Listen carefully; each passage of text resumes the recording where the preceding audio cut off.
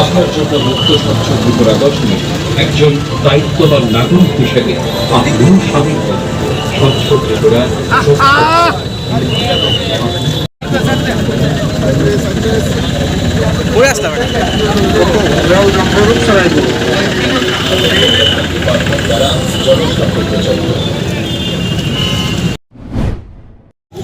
আজকের এই অনুষ্ঠানের উদ্বোধন নিয়ে আপনারা অলরেডি অবগত হয়ে গেছেন যে আমাদের যশস্বী প্রধানমন্ত্রী নরেন্দ্র মোদীজি আগামী 18 তারিখ এই মাসের আসছেন উনি।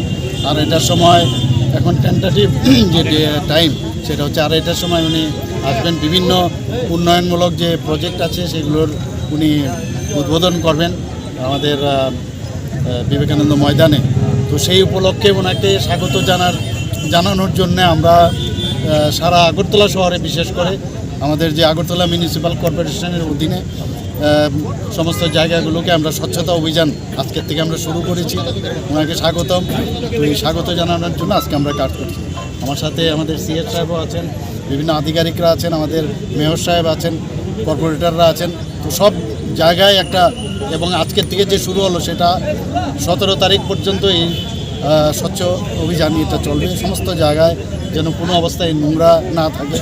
প্রধানমন্ত্রীজি সবসময় বলেন যা এই ধরনের যেন কেউ না ফেলে নোংরা, এবং আমরাও নোংরা যেন সেটাকে পরিষ্কার রাখি, সেই ব্যবস্থা আমরা চলছি।